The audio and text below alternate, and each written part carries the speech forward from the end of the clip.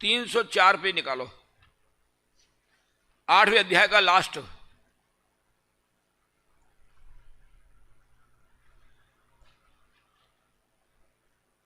ऊपर से 9 लाइन छोड़ करके, मोक्ष मार्ग में पहला उपाय मिल गया। 304 पेज लेफ्ट पे आएगा। सम संख्या लेफ्ट में होती है और विषम संख्या राइट में होती है। मिल गया? मिल गया? उंगली रखो, उंगली रखो, हाँ बराबर। मोक्ष मार्ग में पहला उपाय आगम ज्ञान कहा है। इस बालक को नहीं मिला, उसको दिखा दो निकाल के। 304 पेज, 304।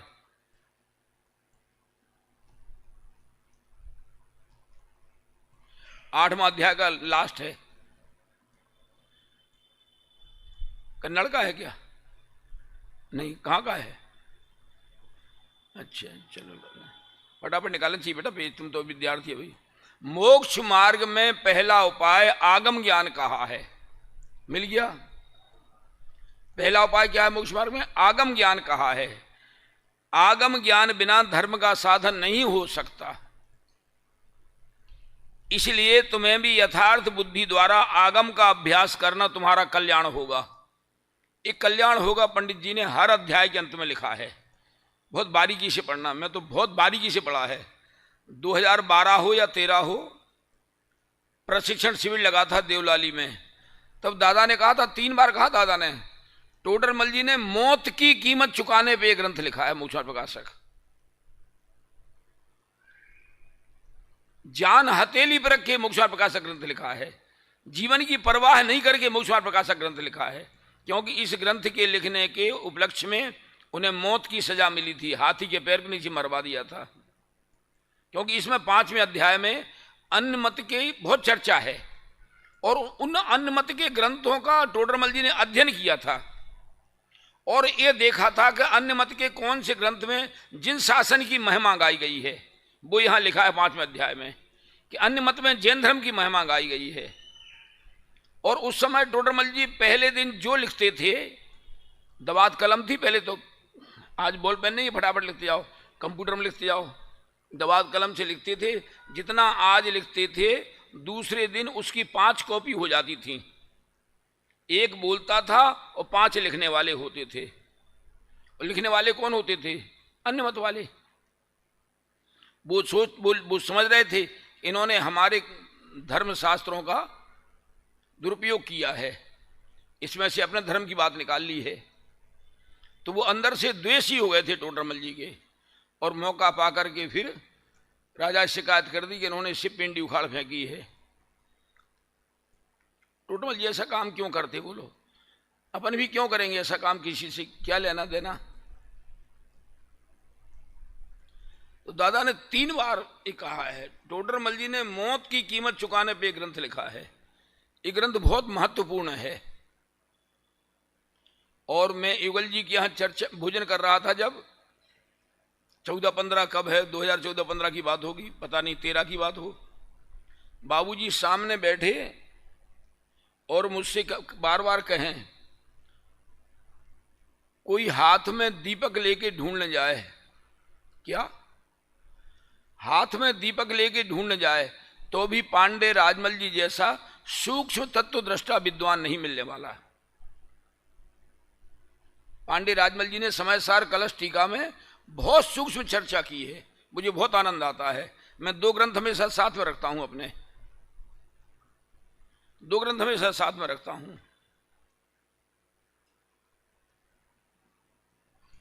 क्या लिखा है इसमें? क्या क्या मिला? मोक्ष मार्ग में पहला उपाय आगम ज्ञान कहा है। आगम ज्ञान बिना धर्म का साधन नहीं हो सकता, इसलिए तुम्हें भी यथार्थ बुद्धि द्वारा आगम का अभ्यास करना तुम्हारा कल्याण होगा। और सम्यक ज्ञान चंद्रिका की प्रस्तावना में लिखा है, अभ्यास विषय आलसी ना होना। क्या लिखा? अभ्यास विषय आलसी ना होना।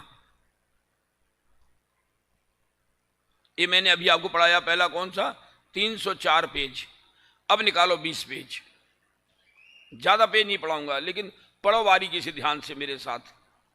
20 पेज निकालो, पहला अध्याय का अंतिम।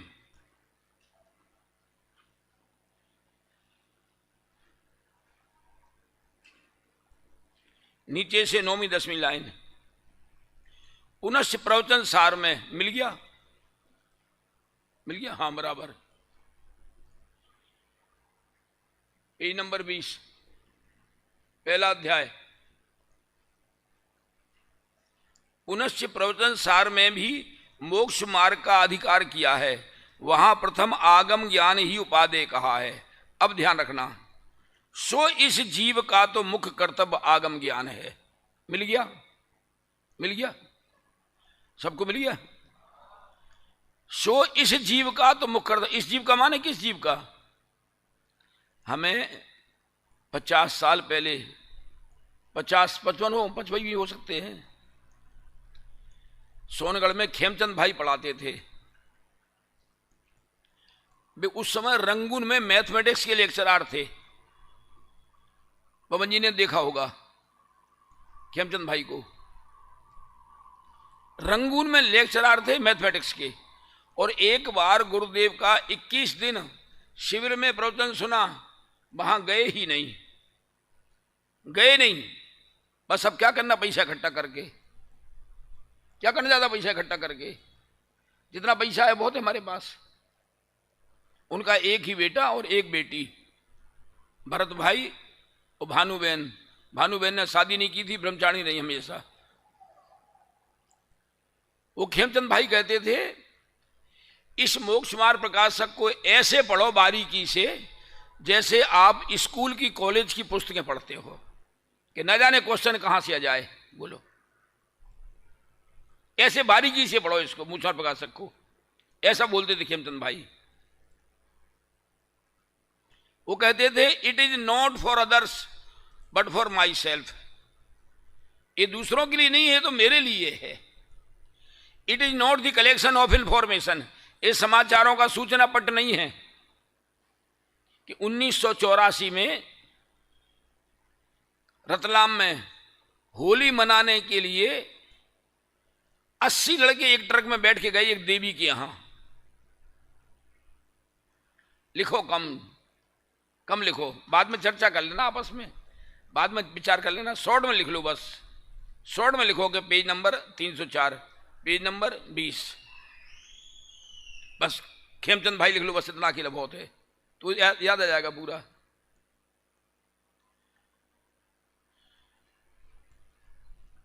अस्सी लड़के एक ट्रक में बैठे गए होली मनाने के लिए रतलाम से 1984 में। हम यहां से 1981 में शास्त्री करके इंदौर आश्रम में चले गए थे। आश्रम में रहे हम 5 साल। आश्रम से ही हमको लोगों ने प्रतिष्ठा के रूप में बुलाना शुरू किया था। यहां से लोग चिढ़ते थे उस समय स्मारक से, तो हाँ, इंदौर आश्रम का ही नाम लिखा जाता था सब जगह। हमने अखबार में पढ़ा, 80 लड़के बैठ के गए और होली का समय था, सबने पी ली, सबने शराब पी ली। ड्राइवर ने, कंडक्टर ड्राइवर ने, क्लीनर ने भी शराब पी ली। और जब उसका नशा चढ़ा, आगे जाते हुए नदी पे से निकल रहे थे, ट्रक कंट्रोल में नहीं हुआ, ट्रक नदी में गिरा, 80 के 80 मर गए थे। अखबार में आया था। मैंने ये रतलाम में प्रवचन में कहा, रतलाम की घटना रतलाम में कही, तो वहां राजकुमार जी अजमेरा क्या बोले, पंडित जी गनीमत है कि उसमें 2 लड़के जैनों के बैठ गए थे ट्रक में, और उन्होंने देखा कि इन्होंने सर में शराब पी ली है, तो वे दोनों लड़के उतर आए। जैन का लड़का एक नहीं मरा। भोपाल में जो गैस कांड हुआ था ना, बहुत पहले की बात है, 25-30 साल हुए होंगे। उस गैस कांड में जैन एक भी नहीं मरा था। ये बिल्कुल सही बात है। उस गैस कांड में, और दूसरे हजारों लोग मर गए थे।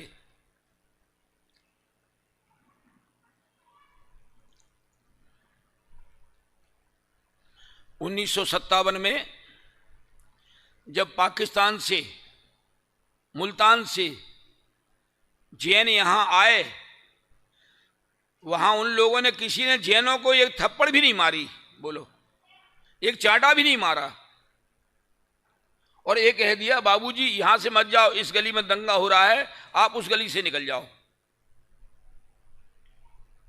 एक को भी नहीं मारा।